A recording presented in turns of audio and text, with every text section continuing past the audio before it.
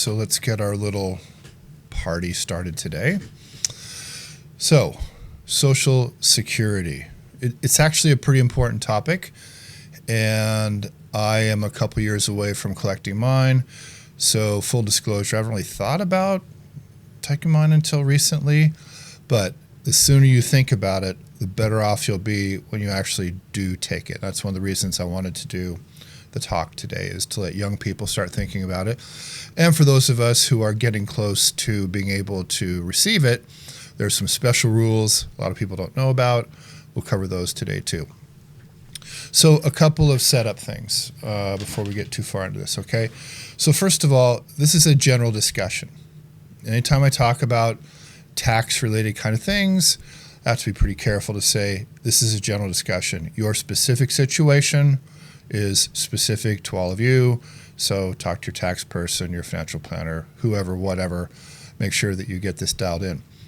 But one of the things I've learned over the years from teaching Desert Pencil is that a lot of people don't know that they don't know what they don't know, so I do these talks to give people a basic understanding about certain topics, how they work, so they at least have a basic framework to go back and talk to their person about their situation. Okay, so just keep that in mind as we go through all this. And there's a handout for those of you that are with us today that's in the chat. You can use that to follow along. If you're watching this after the live webinar, then you'll just need to make notes. As I always say, it's a good idea to bring pen and paper to this thing so you can make some notes, or however you make your notes, all right? Okay, so let's talk about some history of Social Security just to start out with, all right? So first of all, this year, Social Security is actually 90 years old. It was enacted in 1935 by President Roosevelt. So the program itself is not that old, okay? And I think that's important to keep in mind, but you know, as time goes on, as societies progress and people's expectations change, things change. But it was never really intended in the beginning to be this program will take care of you, future benefit kind of thing. Ironically, and I didn't know this, there's actually a lot of stuff I didn't know about this until I started doing the homework on Social Security for today's presentation, is that President Roosevelt was actually very benevolent towards the children. And a lot of this had to do with impoverished children back then. But then, you know, it goes through Congress and all that kind of thing. Anyway, Social Security is about 90 years old.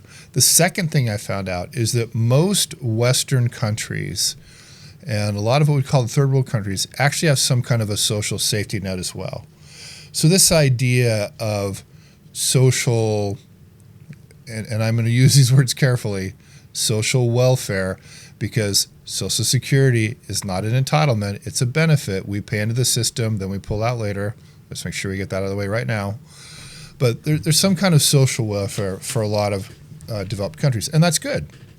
It's great. It's the way it should be. Okay, that's Social Security. A second component of what we pay into is the Medicare, Medicaid thing.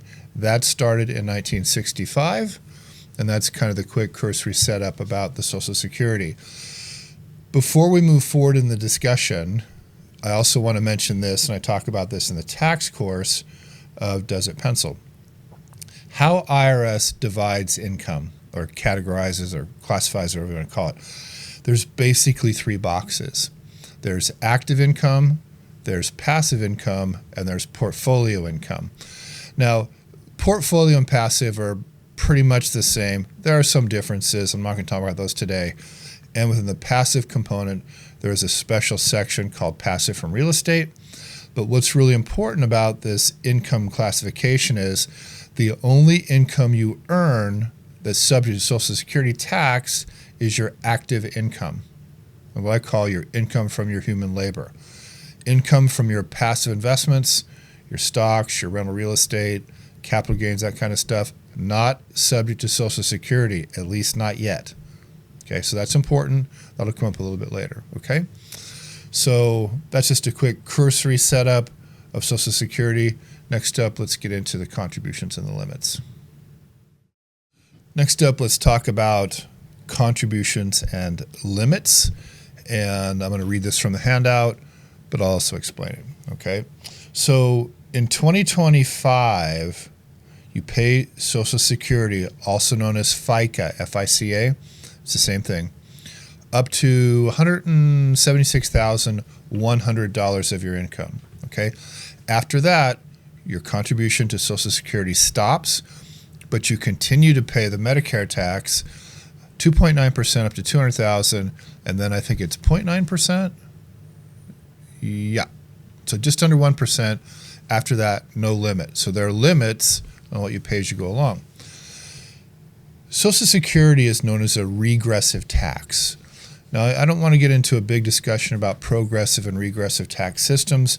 Those are basically the two types of tax systems in America. But what a regressive tax means is it's more of a burden on lower income earners because it's a flat amount on income. Okay, that's a regressive tax. A progressive tax means that each subsequent dollar that's taxed gets taxed at a higher rate. So if you see the words progressive and regressive in taxation, that's basically what it means. And Social Security is a regressive tax. So if you are an independent contractor, or if you are an entity and you're by yourself, like an LLC or corporation, filing taxes, that's what's known as a disregarded entity, then you file something called a Schedule C. C as in Charlie. And that's where you file your income, your expenses, cost of goods sold, recognized depreciation, all that kind of stuff. Schedule C as in Charlie. If you file a Schedule C, you also file a Form SE, Sam Edgar, and that is where you recognize your Social Security contributions. Okay, so these are forms that are good to know about. If you have somebody else do your taxes, just go back and look at your tax return or go to irs.gov or that internet place or whatever. You should have a basic familiarity of Schedule C and Schedule SE, because if you're an independent contractor, this is where they figure out what you made and then what you owe. Okay? All right. Last part of this section. In order to be eligible for Social Security benefits, you have to pay into the system for 40 quarters. And the way they do it technically is they call it credits. You get 1 credit per quarter, so you have to work basically for 10 years. And you have to have at least $1,810 of taxable income in each one of those quarters. Now, you can start and stop. You can work for 5 years. You can stop for 5 years. You can start again. They keep track of all that. But in sum, you have to work for 10 years and have that work subject to FICA tax in order to be eligible for Social Security. Okay? So that is that section. And next up, we'll talk about the Social Security Trust Fund. And that'll be fun. All right, let's move on to part 3 in the handout. And what I want to talk about now generally is the current state of the Social Security Trust Fund. It is a trust fund. It is managed by a group of people called trustees. They make reports to Congress. This is all available online. This is all public information, okay? It's just not talked about a lot. You hear politicians banter back and forth, and most of them are only telling half-truths. I've talked about this a lot on this webinar call. But here's kind of the things you should know, I think, about the Social Security Trust Fund currently, okay? So first of all, it was designed so it's called a pay-go system. So what does pay-go mean? Pay-go means that while the system's going, you have payers and takers. Okay, so it's not like they're going to set this up, fund it, and then 10 years from now start paying people. It was never designed that way. It was designed from the beginning to start paying as soon as it was set up. Remember, that was 1935. And the reason that worked back in 1935 is that you had 37 workers for every one payee. 37 to 1 ratio. 37 people were putting in, 1 was taking out. That's changed with the demographics of the baby boom as time has moved on, history's moved forward. Today, there are less than 3 payers for every taker. I think it's like 2.7. Okay? 2.7. It's dropped by like 10 times. So that's a big problem. And that brings us to our next problem, which is all public information available on the Social Security website, ssa.gov. and in the handout, I've got a link here, by 2034. Now, this year's 2025, so in 9 years, this is from the Social Security Department, they're only going to be able to pay 70 to 80% of promised benefits. Now, people don't know a lot about this future benefit thing. Various government entities have made future promises to human people, but they don't have the money to pay those obligations. Federal, state, and local. Okay, you just don't hear a lot about this yet because we are not to the point of the maturation of the baby boom where it really matters. Okay, now I don't want to get all political, conspiracy theory, all that kind of stuff. I'm here to call balls and strikes. I'm here to be a math guy, and I'm here to be honest. Okay, it is what it is, as they say. Our government officials have not been good stewards of our resources. We all know that. And the Social Security thing is a striking reason for that. In addition to the national debt, we're not going to talk about that today, but the Social Security thing, it's going to be a future problem. And the Social Security Administration has told us publicly it's going to be a problem, okay? So letting everybody know right now, it's going to be a problem. Now, it's not going to be as much of a problem for me as it is for people younger than me, or maybe younger than you. I'll talk later about some suggested planning tips for younger people entering the workforce right now, given the state of play today. But for right now, just want everybody to know that 9 years from now, Social Security is anticipated only to pay 70 to 80% of the benefit that they have promised. So, a quick example. Let's say that you get your report from SSA.gov. They send it out every year, and yours says, oh, you're going to get $1,000 a month. Well, in 9 years, that's going to drop to like $700 a month. And that's not even taking into account inflation, okay? Which is, let me just mention this right now. If you look at your report, and you can get it at SSA.gov, and if you haven't gotten one and you're over 50 or 55, you should sign up and start getting that. They'll tell you what your benefits are going to be. It's already figured out by the government, okay? But the thing about this is, every year that you wait to take, it'll compound by 8%. Okay, you can start taking when you're 62. You must start taking by the time you're 70. But every year, it goes up 8% that you wait. Plus, it's indexed for inflation. I got some numbers on that coming up here too. Okay, so it does account for inflation. But notwithstanding that, again, I say for a final time, 9 years from now, the benefit's going to drop 20 to 30%. And that's just the math. They know this is coming. There are people called actuaries who count the beans. They know. Now, if you look at this graph at the bottom of the page, the graph says it all. It goes like this, and then it just falls off in 9 years, and then just kind of floats along the bottom. So this is a demographic cliff, as one author wrote famously in a book called Demographic Cliff, which, if you've never read it, I'm not here plugging books, but I've read this book. It's by a guy named Harry S. Dent, D-E-N-T Jr., and it's called Demographic Cliff. If you care about this stuff, you should read that book. It's pretty interesting, all right? But that's where we're at right now with Social Security. And you hear politicians blab back and forth and whatever.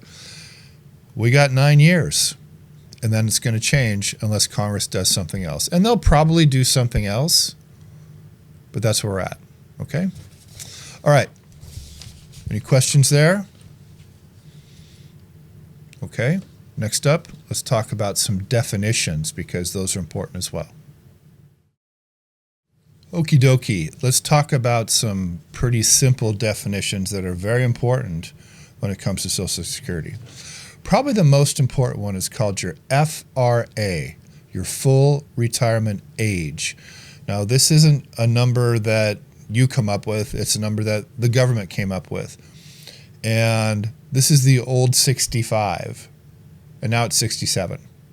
Okay, so the government recognizes that you're at your full retirement age when you hit age 67. And let me go back quickly to something that I said a little bit ago. There are two guardrails for Social Security. You cannot start taking until you're 62. You must start taking by the time you're 70. But what if you're 62, 63, 64, 65, and you think, oh, I want to start taking my Social Security? You can, but if you are before your full retirement age, you are limited to how much they're going to give you, okay? And the numbers are on the handout. So the first limit is the number $23,400, okay? After you make that much money, if you decide to keep working, so let me stop here. These are limits if you decide to keep working, but you're also going to collect your Social Security. That's what I'm talking about now. You're still working, but you want to collect, okay? They're going to limit how much you can get. And the first threshold number is $23,400. After that, they will limit the amount you can receive by 2 to 1. So every $2 you make, they'll take away $1. So at a 2 to 1, when you get to $46,800, you can't take any more Social Security. You don't lose it. It just goes back in your bucket. Okay? But that's the first thing you got to remember. If you're between 62 and 67 and you're still working and you want to start collecting after that $23,400, which is not indexed for inflation, by the way. I think it was set in the 80s. They'll start limiting your benefit by 2 to 1 after $23,400, okay? That's the first number. The second number is $62,160. That's the limit in the year that you turn 67. Okay, again, you're taking it, but you're also working. You can make up to $62,160 in the year you turn 67, and instead of a 2 to 1 takeout, it's a 3 to 1. So every $3 you earn, they'll withhold $1. Now this is prorated to the month of your birthday. Okay, now I'm not going to get all the math. There's all these decimals or stuff like that. Again, there's worksheets at the IRS website. Talk to your financial person. If you are 67, you should know about this, okay? But that's how they do it in the year of your birthday. Once you turn 67, you are 67, you're past 67, there is no limit to your benefit, okay? So whatever they say on the sheet you're going to get, you're going to get. It doesn't matter how much you work, okay?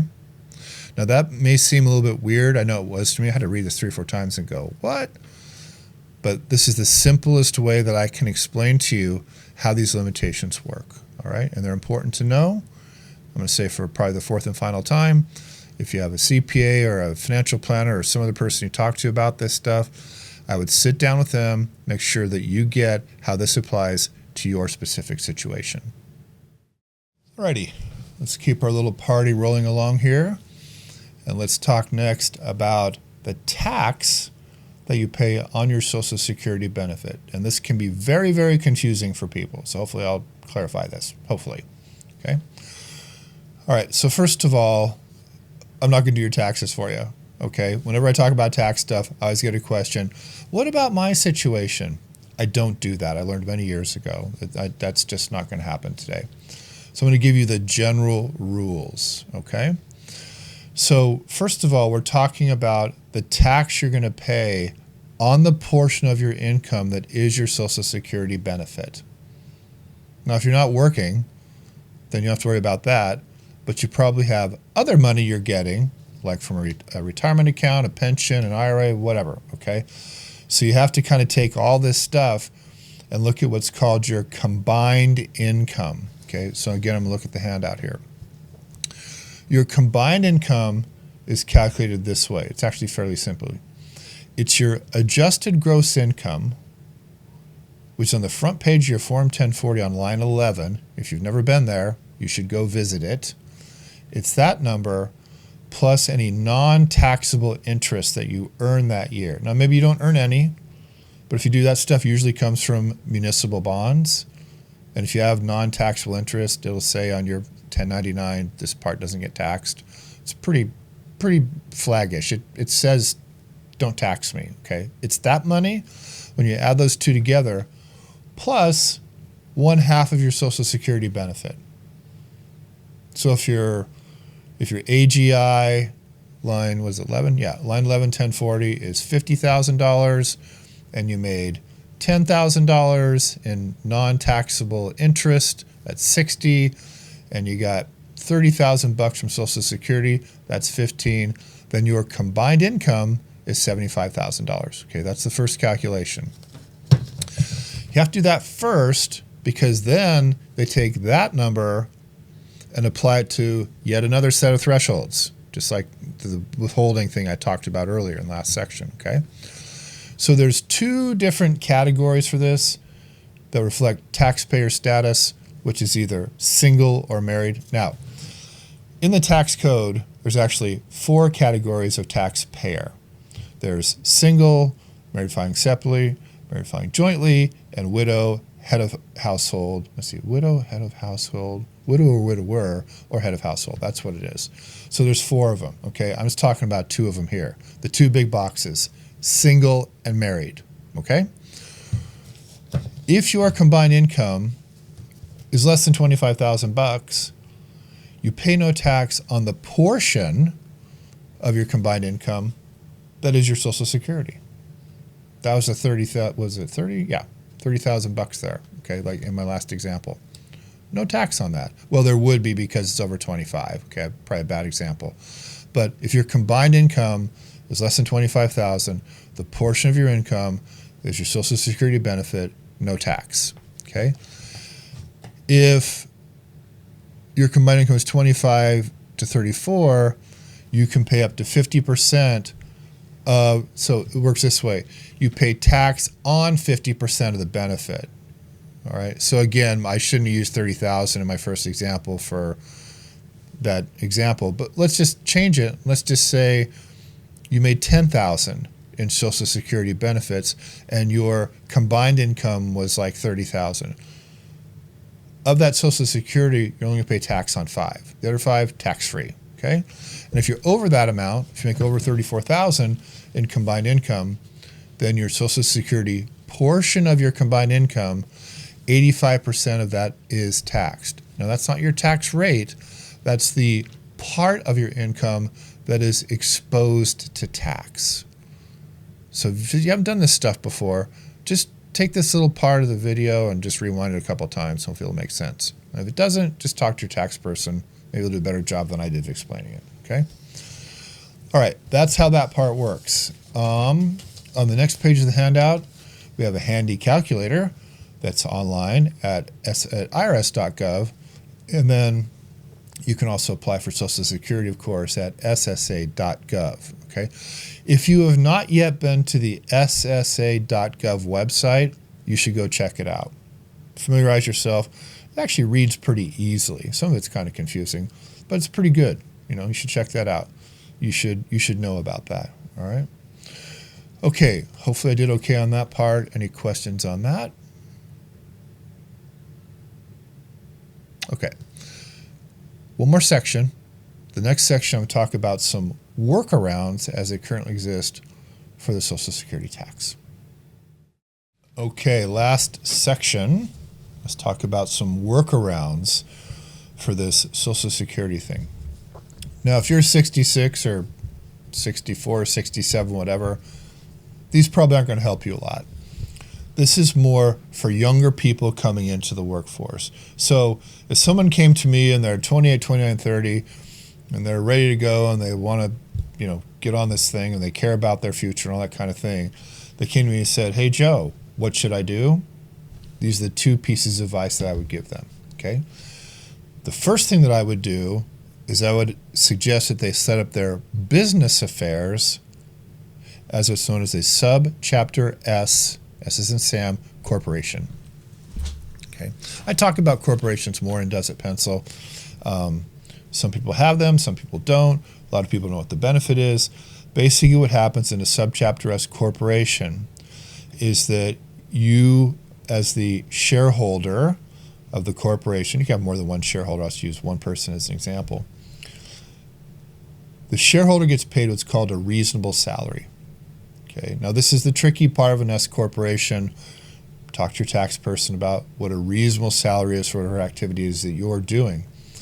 But you pay yourself a reasonable salary, but you're doing business as a company, as an entity, as a business, as a corporation.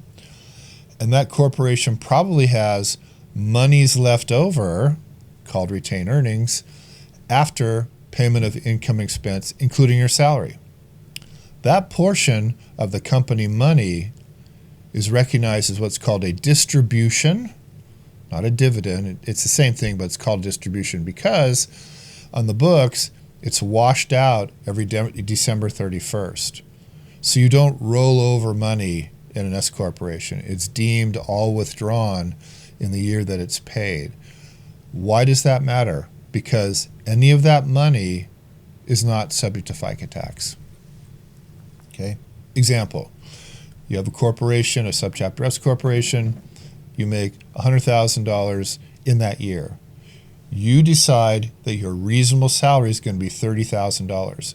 You pay FICA tax on that $30,000. Technically, the way that it works, is that you become the employee, you pay yourself a W-2, you recognize the $30,000, you pay 6.2% as an individual, your company pays 6.2% as a company, and then there's the Medicare thing on top. It ends up being about 15% roughly. That's what I use, is 15%. Okay. Now, it's all kind of a shell game if you're the person that owns the corporation, because it's all coming out of your money, but it's recognized as the corporation paying its portion to you as the employee, and you paying your portion as the employee. But in my example, I said the salary was $30,000. If you make 100, you still have 70 left over. That's not subject to FICA tax. That's how it works. Okay. If I was talking to a younger person right now, I would 100% advise them to set up their affairs that way. Now, there's a cost of administration of a corporation. You have to do quarterly tax returns for the filing of the W-2. You have to pay what's called FUTA, which is unemployment tax, which depending on your state is $300 or $400 a year. And you have to file a corporate tax return known as an 1120S. Now, if you take all that stuff and add it together, $1,000, $1,200, something like that. So what I tell people is really check out the S corporation if you're making over $100,000 a year. I think that's a big benefit that people should look at, especially younger people, given the fact that in 2034 we fall off the cliff with Social Security. So that's my first suggestion. Here's my second suggestion. Fully fund Roth IRAs. Fully fund them. So what's the difference between a Roth on one side and a SEP, a regular traditional IRA, or a 401k on the other side? Here's the big difference. These ones over here, the SEP, the 401k, the traditional IRA, those contributions become tax deductible on your personal return in the year that you make them. They lower your taxable income, which lowers your marginal tax rate, which lowers your tax due. Okay, so they grow inside of those accounts, hopefully. But when you withdraw them, you pay tax on the withdrawal. So you're paying the tax in your future. Not so with a Roth IRA. A Roth IRA is funded with after-tax dollars, it grows tax-free, and it's withdrawn tax-free. And if we go back to the part about the withholding, about you working, the $23,400 thing, that goes away if you're drawing from your Roth. Okay? Roth is not included in that income. So you can work up to $23,400, collect your Social Security benefit, and be pulling from your Roth, and you're not going to get your Social Security benefit limited. Okay? So again, for a younger person, I would recommend Roth IRA, subchapter S corporation. Okay? All right. That's what I got. Let's talk about it. It's good. Look at that. Very It's 10 good. o'clock. I haven't made it under the wire for time. Never know. I'm going to share all this with my grown children. Amen. Yeah. So that they'll force it into the grandchildren's heads. Yeah. Yeah, Christmas dinner. They'll all be there. Yeah. Yeah. Sweet. I'm coming to your house. I'll just sit in the corner. Well, Joe, what do you think about that? Well, I'll tell you after I Yeah, finish pass the my prime rib. free meal. So That's this what we is have too, prime rib.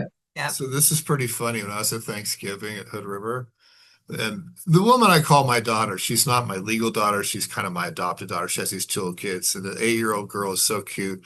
I was there for 3 days, and she looks at me and she goes, "Joe, I have a question." I said, "Emily, what's your question?" She looks at me and she goes, "Do you come here for the free food?" A classic 8-year-old little girl question, right? It was pretty awesome. No, she's great. Uh, okay, Mr. Coe, did I help you today get a little more clarity about your future? Well, I'm going to be 68. I'm older than most. Well, you're over Yeah. 67. Okay. Yeah. So, and there was something actually in there. It's not quite 67 in there, depending on your birthday. Like for me, it was really 67 and a half. There is some other There's a calculation accordingly. proration in your Yeah, 67th year before your birthday, right. after your birthday. Yeah.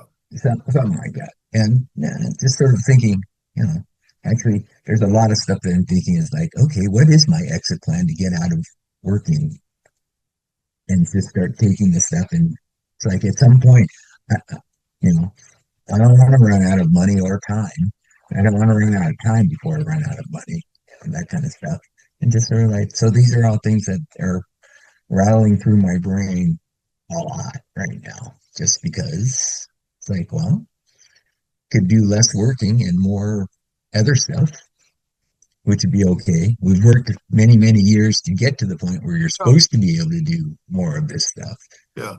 So, And then there are all the rules about what is it, 70 or 73, where if you don't take your distributions oh of yeah, all of your, you have to take it. I mean, and then you pay benefits have penalties. Yeah. Required benefits distributions are on our Yeah. getting credit accounts. are increasing because I'm Yeah. not taking it. So benefits, if you take it 68, 69, 70s, up to 72, you have you get an increase. There's an increase amount that you'll get back. And so that calculation, but I'm working, making enough money to do this. It's fine. But at some point, it's like, I'd like to do less of the working.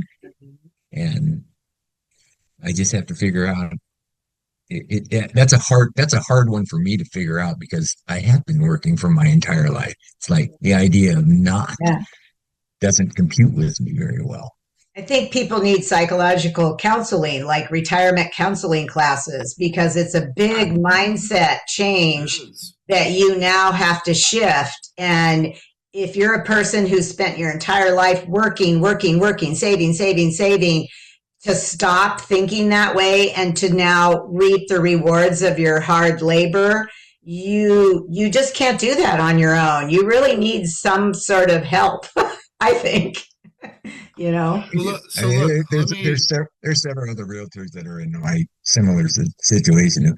We talk back and forth. Some are more into the retirement more than me. There's other retirement manifesto. There's a bunch of books out, stuff like that, that just says, let me offer just okay, a couple comments. It's a really smart thing you brought up, Kelly. The psychology of this moment in time that we call retirement. Okay, so Tian, I know how old you are, so you're the youngest one of all of us.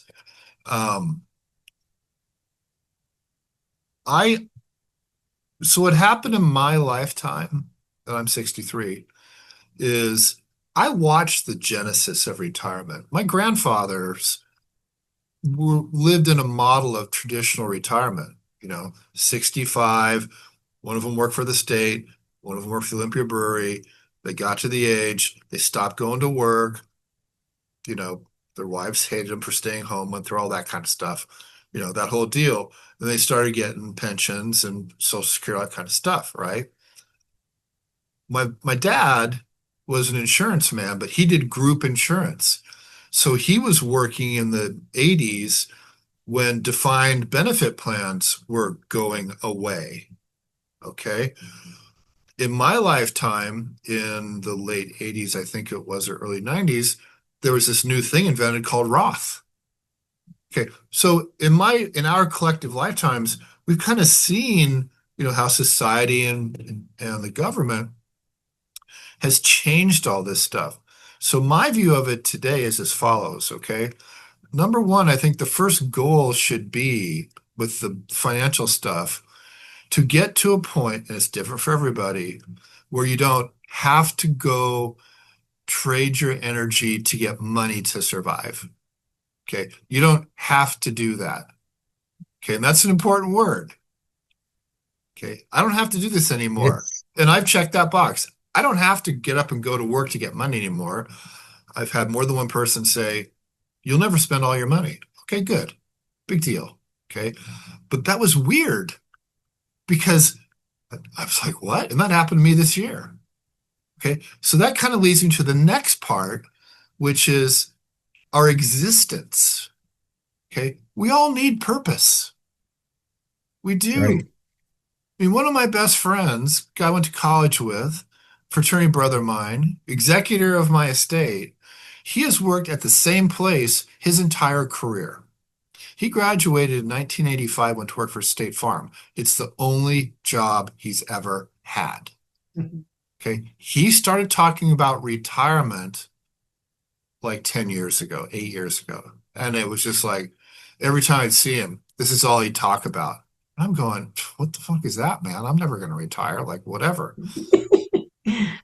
Okay. And one day I said to him, I go, okay, you're going to retire. Then what are you going to do every day?